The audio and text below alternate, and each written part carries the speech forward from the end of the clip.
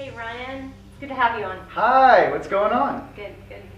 Hey, I've been hearing a lot about Team Light, and I kind of want to ask you, what or who is Team Light? Team Light is a group of starseeds incarnated here on planet Earth to be of service. Most importantly, our purpose is to raise vibration of planet Earth, raise the vibration of mass consciousness, and then do that with the highest intent.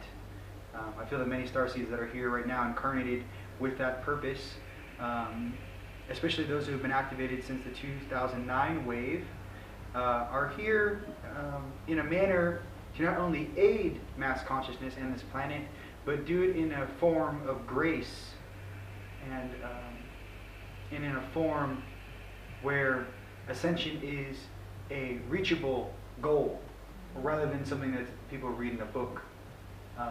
Leading through action and carrying your presence in every situation with that, with your open heart, an open heart, and yeah. Now, have you developed this team? And are they international, or is it local? Are they? Team Light is definitely a global network of light beings. We're all in communication with each other daily. The main considerations and different groups that work together, whether that be light warriors, light workers, grid workers, those that work with consciousness, healers. We've created a network to connect ourselves in a more efficient manner. I think one of the main things to remember is that when you wake up out of 3D, especially on planet Earth, is to find your brothers, your sisters, like minds. So in that manner, I feel that in coming together, we gain strength, and in coming together, we share our reflections, and in coming together, we gain momentum. And the goal being to aid this planet in the purpose and intent that we set forth when we got here. I love that. That's great, and it's all from the heart. 100%. All from the heart. Always. I love that. I also wanted to ask, you also do in your own work a lot of earth activations. Can you explain just the process of what you go through, where you go, and how you get the information? All of our orders, which come down to us, right, from up high, the individual transition of the being from waking up to a stasis where they can actually operate in an upper dimensional manner and actually understand that consciousness and stream of consciousness which comes through, and that interaction, whether it be where is our presence greatly needed, on which ley line. A lot of the things that we do with the planet later we find have direct correlation with what happens in mass consciousness.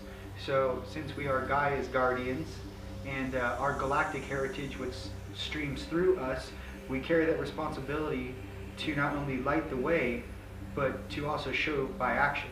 And I think that's the main reason why we're here, is to show through action why we're here. Now, can anyone get involved in doing this with you? Yes. Earth everyone is a member of Team Light, all light beings, obviously. The only thing I would say is that in your own individual development of your intuition, your evolution, your ascension plan that your higher self has set up for you, or your higher mind, that when you are ready, your higher self, your intuition will tell you are ready to engage in this level of participation. Awesome. Well, we can't wait to see some of the videos on that, because I know you create some awesome videos. Thank you. And you can check those out at unitethecollective.com, and that's awesome. There's all kinds of good instructional videos and things there for you. Well, thank you so much. Great information. We're excited for your work to come. Thank you very much. Thank you. Namaste. And thank you all. I want to welcome Ryan DeRowan.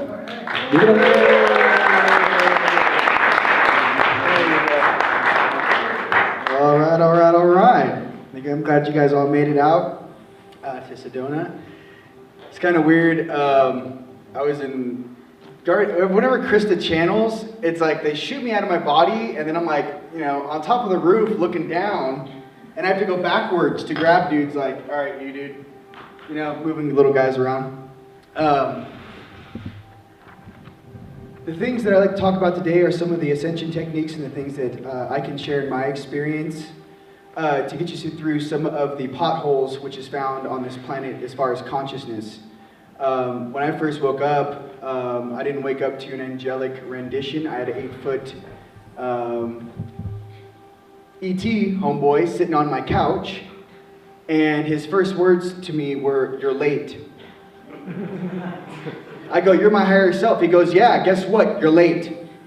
So, that was, not that I didn't already have anxiety about seeing an 8-foot E.T. in my den, but him actually looking at me with the facial expression is just so priceless. Yeah, I'm your higher self. Guess what? You're late. Get up. So, you know, right then and there, this whole experience took place. I developed a little technique, and I don't know if you guys have heard about it or seen the videos on YouTube under Team Light or Unite the Collective, but how to astral project. I'll tell you a little bit about that, and then how it's gotten to where it is now. Taught myself when I was 19. I was in Italy. I was staring at a candle in the bedroom, one of those like half candle, half light bulb situations, right? And I'm staring at it, and all of a sudden my eyes locked onto it in a different way. And I don't know if you guys are familiar with those magic eye posters, when you like stare at the image and you see the other image. My eyes did that. It locked on, and then it really locked on. And from that mental standpoint, I actually controlled that orb as it went around the room. I had to go around a lamp like this. I'm like, is this really happening right now? And then sit in my hand, and I was like, oh, that's interesting. You know, I wonder what that is. Well, I went back to sleep, okay? 3D happened, all right. All of a sudden, I basically had an intuition to go online. I'm 27 years old now. It's about 8-9 years later. I researched astral projection. So I went online, and I basically saw, buy my book, buy my CD, you can astral project. And I was like, this is all ridiculousness. Not that it wasn't great information, mind you. Very gifted people out there. But I saw it, and I was like, I think I know how to do that. So I made a video. And from that video, I basically just got the candle, put it in front of me. The video is there. I don't want to waste my time talking about that, but you can check it out at unitethecollective.com. The main thing I learned was that they're getting very serious. They're like, no, get out of 3D, guy. All right. The main thing that I learned was the purpose and constitution of actually doing some of these things and actually what I was doing. I didn't understand at that time what I was doing. I didn't understand where I'd be now. When you open your mind to actually your true presence, you guys going off on the fractals? Hey, you're looking at me, look at the fractals. Hey, live stream, holler, all day long. No, I'm just kidding. All right, so I'll do this all day. How much time we got? All right. So, stare into my fractal and listen to my voice. Okay. So, I don't have any music. Thunderbeat. No, I'm just kidding. So, we're doing this thing called Ascension. It's fantastic. It's not my first time here. No. I want to teach you guys some simple techniques on the Ascension techniques. I want to teach you guys the difference between doing something or doing something. Okay? People ask me, how do you astral project and it's not working for me? Well, do you put your force into it? Or do you, kumbaya, my lord, kumbaya? It's a different level of force, right? It's a different level of energy you put into something. That's when you put intent into something. What follows is that persistence of your own energy and life force. All right. So, in the astral projection world, what I wanted to teach you was one little thing that might help you guys that are on the cusp right now. Okay? If you guys know about the wormhole, anyone knows about going through the wormhole in the videos? All right. There's a little wormhole that starts going. Okay. How it worked for me was every single night for 6 months, I would sit there and I knew where my focus point was because I used the candle technique.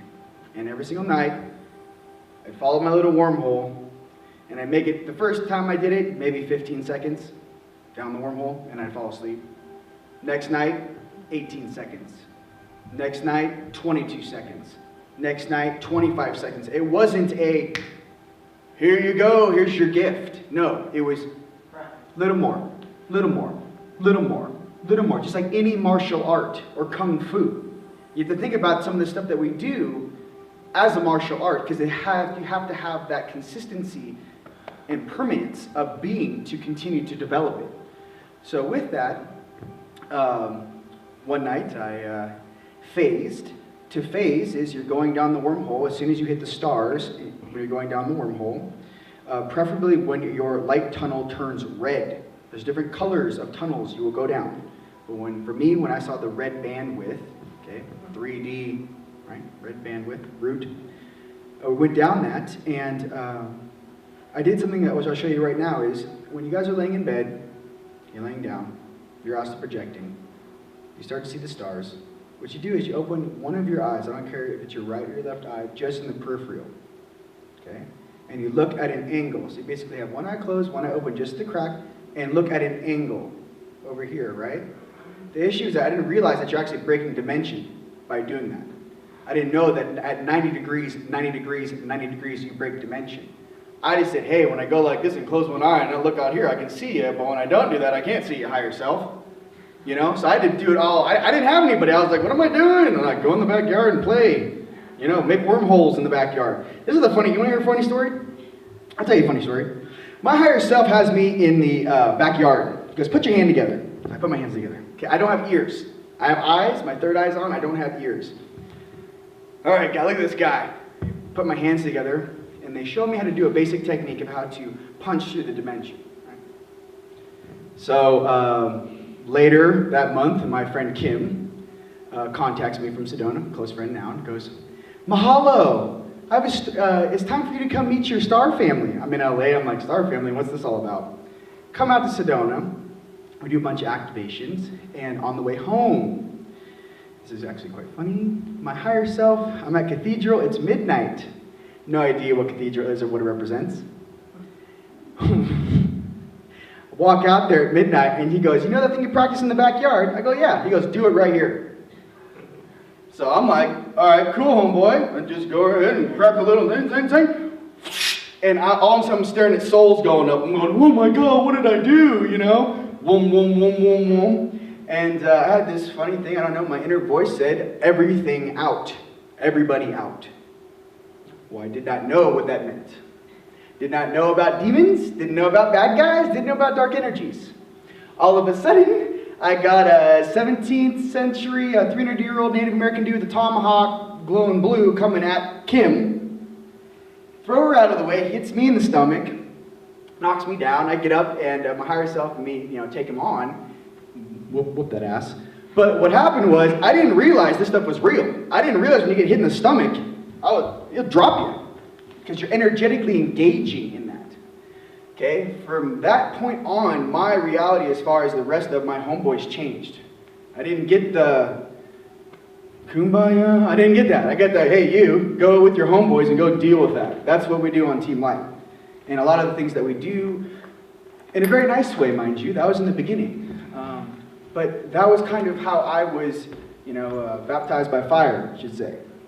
The situation for all of us, though, in my experience, is to blend. I have this experience. I like to say everyone is a flavor of ice cream. All right, I'm pure lines and cream. You may be strawberry, you may be vanilla, you may be chocolate, right? The issue is that we all are different flavors of experience. But when you can't say one ice cream is better than another. We're all here from different star systems to do specific jobs. My brothers and sisters who are here right now with purpose, you are here to do a specific job. All right? I can't stop saying Syrian when I stare at you guys. I'm like, these guys over here are my Syrian brothers right here. You know what I'm saying? It's real. And Arturian, I don't know who Rob could else be about Arturian, Just see him on ship. Yeah, real funny in 3D. Ha ha ha, I got that joke, I have aspects on the galactic side that go, you're on Earth. I'm like, what do you want me to do here, bro? He goes, brother, your job is to buffer your galactic aspects to your Earth friends and explain to us what is going on there, for you are the best vessel to do that. Meaning that I am the perfect, we are the perfect vessels to explain to our higher selves how it is down here and what needs to be adjusted. Okay? We are those tools. There isn't some magical committee of beings. No, you on a higher level are on that council. You guys on a higher level are on that council monitoring the situation. What's the goal? The most efficient and harmonizing right, of this planet in the time allotted, okay? What I was told individually was, Ryan, you're on the gas till 2015, okay? 2015, there is a specific window of time. That's why everyone feels when they wake up in the morning, they have anxiety burning inside of them, okay? It's because there's a timer going, okay? If you're 30 years old right now, 20 years old, 30 years old, you chose this time to incarnate so you would be strong and wise when these things were asked of you, okay? It's not because some of the reasons you might think. All right, now don't be so serious. Why so serious? I gotta loosen up here. So serious. Serious A or B, whatever. Oh my God, Alpha Draconis, seriously. Beetlejuice, don't say it 3 times. They'll show up. Uh-oh. Already happened. Okay. So, all right. So do we have any beings that actually know their star makeup in here? You actually know a little flavor. You guys got serious. Anything else you can break it down real quick? We'll wait till after. Anyone? All right, fair enough. Let's just keep it flipping. Well, let's explain some of the controls you're going to have to break. Isn't that something else why you guys showed up? What do you guys have to face in your initiations, and what are some of the tests you're going to go through? Okay, first of all, most beings here are going to have to break 2 forms of control. This is high-level stuff, I'm just going to say it. Okay, you have Anunnaki controls, 8th-dimensional controls. Okay, you got 10th-dimensional Draco controls. Okay, anything else that kind of falls underneath that is you can figure that out. Okay, you want to think about the Dracos. I'm also a hybrid, right? Flavor that up. I'm bird tribe and I'm the winged tribe, both sides. Lion, Lyran. That's why my Lyran aspect is awesome. My highest self is also Lyran. I'm quite preferable to Lyran in myself. Rar. Okay. So what I wanted to say about that was he's fantastic. And I wanted to give you guys some perspective on things. Let's talk about the eyes thing. On my 29th birthday at 2:38 p.m., I got my eyes. My third eye turned on, and I suddenly saw every single being standing there in HD footage. Okay? When I first woke up, I was sun charging, and I was doing my meditation, and all of a sudden, I pulled in just enough energy, my battery was charged, and I popped. I snapped out. I snapped myself out. The sequences and experience you will experience with the different dimensional beings is also based on who you are and where you come from in your family. Hence, why some of us have Thoth as a guide, some of us might have Baba G as a guide. It's because our families and our bloodlines work better with us, some of us. For example, it's like this. You're the best baseball player on your planet. Okay? You're the best soccer player on your planet. Okay? Just for example. When you get here, though, they go, you have to learn how to play football. You're like, what? Football? I've never played football before. I'm the best. I'm Pele where I come from. They go, football. Shit. So you're back on the bench. You're like, I guess I gotta play this game because they make me play this game or whatever this is, But it's to understand deep down inside your own natural ability sets which you gravitate towards. That's your strength. Okay? It's the things that bring you happiness. It's the things that bring you joy. But it's also the things that you have the most creative things. What do you think about when you first wake up in the morning? Yeah? Before you're here. What were you doing? What were you working on? Start remembering those moments, and it makes everything a lot easier. Okay? Because then you start going, oh wait, if I was doing that up there, how does that correlate down here, and what am I supposed to be doing with it? To draw those analogies, those correlations in your oneness and understanding who you are, the faster you go. What I'm trying to do is tie all of these aspects together for you because I want you to understand it's going to come at you from all angles, just like I'm talking to you now. It's not going to be, put one foot in front of the other and this is the way to ascension, right this way. No, it's not like that. Okay? It's like that, but you're actually like, what's that, American Gladiators? You got guys swinging at you, right? Duck, spin, there's all kinds of things you got to do, maneuver, Well, danger, Will Robinson. Don't do that. Don't play with those guys because they're coming at you. Okay? When I went to Sedona through my first activations, my initiations, I took more of a shamanic version. Shamanic is, to me, that correlation is like basically walking between worlds. Okay? That's why some shamans can take you there and hold space for you because they understand both sides. What is being asked of you right now is to walk both sides harmoniously. It's not to go fully on in say 5D, but you stop doing anything in 3D. Okay? Or vice versa. The issue is that can you be mentally here, talking to you guys, and still be up there doing what you're doing simultaneously? That's the walk of a master. Okay? It's to do both seamlessly and make it look effortless. So that is something that we're all working on, and it's a work in progress. But I do want to say how proud our star families are. I've seen the crowds. I have eyes. I've seen the colosseums of beings from different planets staring at us and watching us like it's E.T. Real World. Okay? You know, at 3 in the morning when I'm using the restroom, though, it's not very appropriate, but hey, it's still there. Hey, what's up, John? Not much. Can I get some privacy over here? Oh, wait, I see through walls. I guess not, huh? So, some things with your eyes, which you'll notice, and it's important. The goal for all astral projection and everyone working on their third eye is full time, 24/7, 365. Every time you blink or close your eyes, I'm staring at who you really are.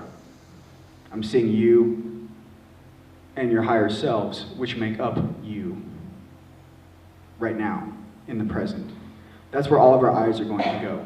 It's not I close my eyes and I meditate. It's I'm here now, conscious, staring at you and all of you simultaneously.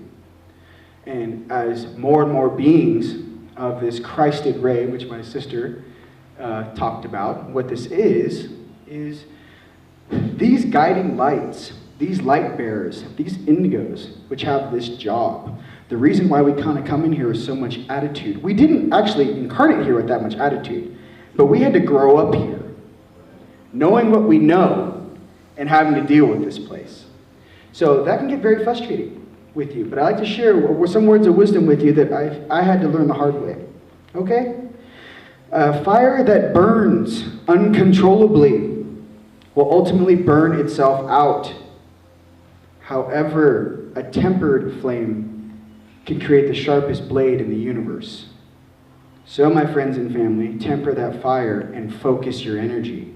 Get organized. We want to take over and reformat this planet. So that's really what we're doing. My generation, we're here to system bust and completely redo this entire configuration of how this operates. It doesn't logically make sense anyways, okay? And our job as indigos, and in my generation, is to hold space for the crystals. Personally, all the 90s kids, born in the 90s, I feel it's our job as indigos and first and second waivers, to make your transition that much easier. You guys are so gifted and so special and so beautiful. I really just don't want anything to touch you or to stop your creation. I don't want you guys to have to go through the same stuff I had to go through, or our parents. From my heart, I want an easier transition for all of the crystals. I want them to show their gifts and awesomeness and not have to deal with all this rhetoric and stuff that no one thinks makes sense. So with that, love all of you guys, and I would be open to some questions, I think, to answer a little more about any of the questions you guys might have. Anyone have a question? Dan. So, when this has happened to me for a while, what happens when those dark forces, or I'll just call them dark forces for now, but dark entities from the astral realm cross into the 3D realm, and you're seeing these things in the bedroom at nighttime, or during the daytime, and you're like, what the heck do I do there? What's the best way to counteract it? Only the highest, okay, there's a little awesome saying the universe provided for me, and I'll share it with you now. Only those beings that exist in the highest order of light may stand in my presence. Again, only the beings that exist in the highest order of light may stand in my presence. And one more time. Actually, say everything 4 times, not 3. It's another miscalculation. 4 directions, 4 times. Minimum, not 3. That's another lie. It's 4 times. Okay? And then all those beings that exist in the highest order of light may stand in my presence. All those beings that exist in the highest order of light may stand in my presence. 4. Okay. That may help. That does help you. There's also something that most beings, I didn't realize the power of the light until I actually called it in. Do you guys know how powerful it is when you actually call the light to you? Yes. Does anyone know? Put your hand up if you know. Do you know what kind of beings show up when you call on the light and really mean it? Okay. Do you want to know why they don't need that many light beings on this planet to light this bad boy off? Okay. Let me explain to you something about a light being, a full-fledged light being in his purpose as one, almost an unstoppable being, completely, intact.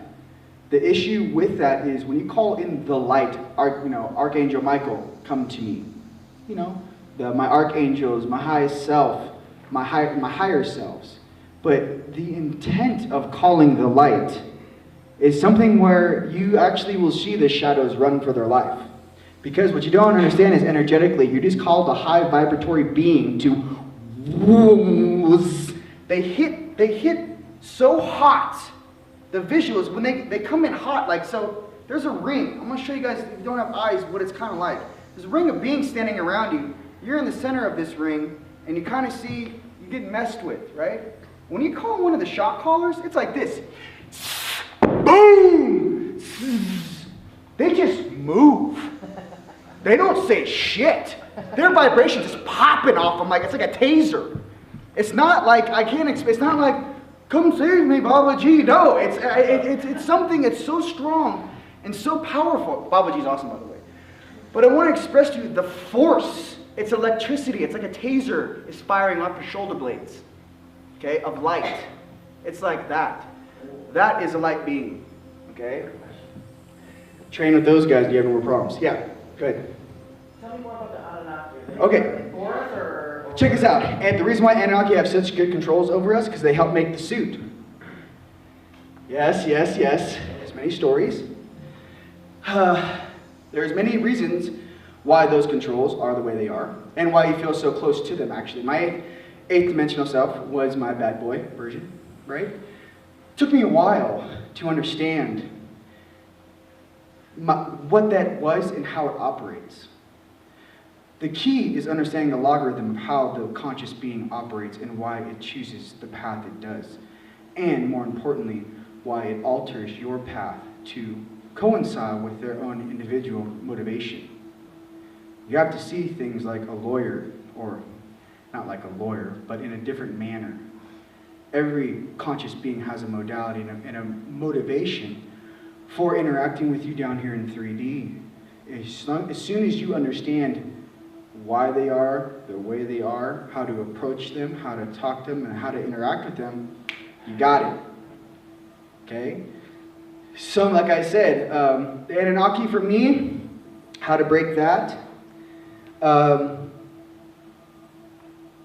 It was basically a divine split in the bloodline for me, and my motivation as far as what type of being I wanted to be. Do you want to be just like every other being here, or do you want to be an exception to the rule? Do you want to be an average high school runner, or do you want to run in the Olympics? What type of being do you want to be? Is really a truer question for you. And what type of caliber do you wish to be playing on? Okay? This is a great analogy for you, so it gives you a really good visual. There is a huge game going on, say the World Cup in the Coliseum. Everyone's there, the entire planet is watching.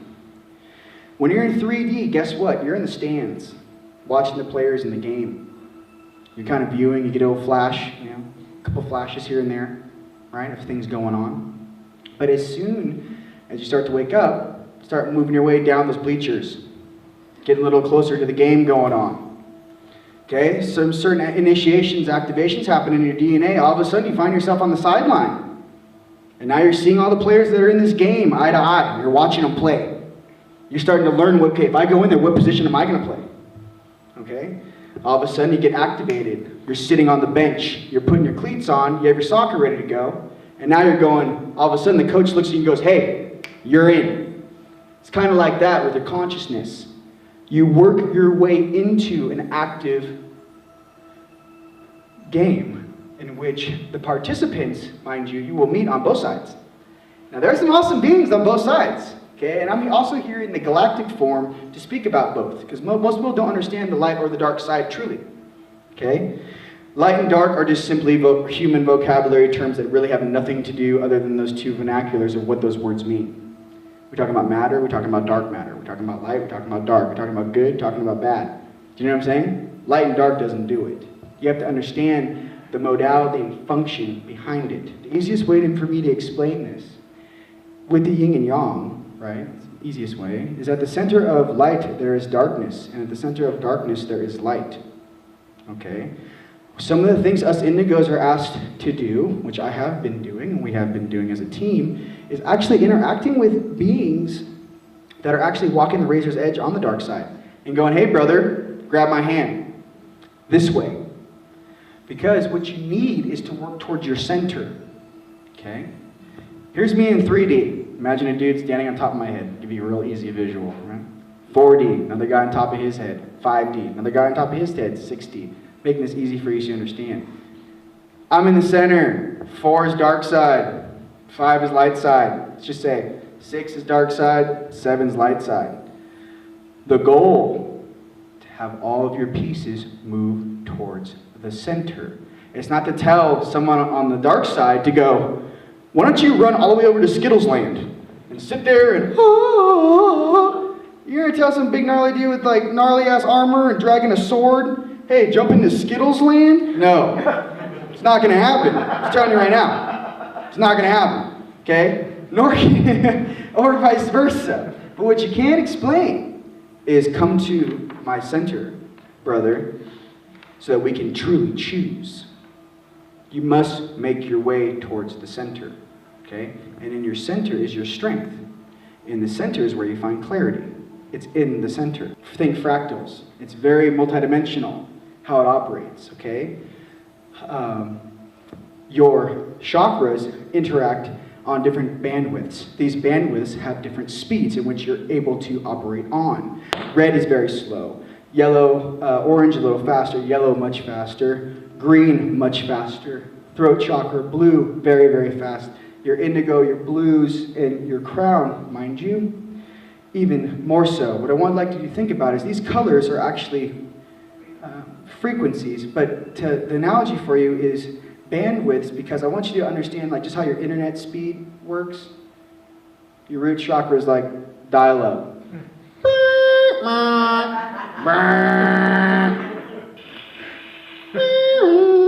You know, okay, I got the message, right? As you work up to say your throat chakra, it's like fiber optic. You got 6 computer monitors open, you're watching 2 movies, Facebooking, MySpace, I don't know if they still do MySpace, but you're doing 6, 8 different things at once, right? That's how it operates in the speed. Now, if you guys want to travel multidimensionally, what is the fastest way to do that? Which bandwidth? Never thought I'd be standing here asking this question. How are you doing, Phil? I'm reprogramming your mind, Phil. Just kidding. You guys are all late, by the way. Damn it. Just kidding. Been doing this. Where you guys? You guys should have been in Giza. Just kidding. Wait, I think 3 Trees was there. Fair enough. So, the deal is that as a whole, as a unit, we figure these things out. As a whole, as a unit, we figure the logarithm out. As we share, and as I'm sharing with you, we fill in each other's holes. Okay? It's like we're all taking a multiple question test. Yes, I have cheated on one before. I was in college. Just kidding. Didn't study for the final. Had my higher self giving me, is it A? Da-da-da-da-da-da. Is it B? Got this big ET stand there going, I don't know. Do you want the right answer, or what your teacher thinks is the right answer? I'm like, oh no, what the teacher thinks is the right answer, not the right. Because you don't get confused. You ask for the real answer. That's not how they operate. No, what that guy sitting right there thinks. I want his answer here. I have my little lower self running in someone's backpack, like pulling a book out energetically, like I think it's chapter 3. For real, yeah. I didn't buy books my senior year. That's pretty cool. I just did it in class. So, as we fill in all these missing pieces, it's also for us to share with the crystals the positive things.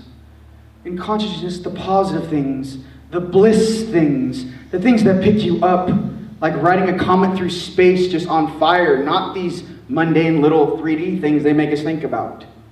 There's a huge universe out there. And when they give you little snapshots of it, pay attention. And it's embracing the things that we have to do as a form of challenges. Imagine your highest self just sees this planet as a challenge. They don't see it as, oh, Earth is such a big place. It's a little blue marble out in the outskirts. You know what I'm saying? But what is awesome about this place? The diversity. How much diversity is in all these beings? How much diversity and mixes are in us, this universal body? Most planets don't have Assyrian, Anunnaki, Draco, Reptilian, Palladian, Lyrian, I forget, Andromedan, mix in one popsicle seed. What does that mean? I've got 12 different higher selves from different star systems all walking around, all connected to me in this popsicle seed, my vessel. Weird. That's why some of us are very, very powerful. We don't know it. Some of us are watched in a way to make sure that we don't make the same mistakes we made in the past. And some of us are here who have already ascended to aid. And that's what we're going to do. And like I said, that's the easiest thing for us as a whole to understand, is simply that we're all in this together. This is our Earth. This is a planet. This is a ship. Okay? We will take responsibility for our actions. We will right the wrongs of our past. We will fix these problems as together, and we will do it in this generation. And that's all I'd like to share. Love all you guys. Thank you.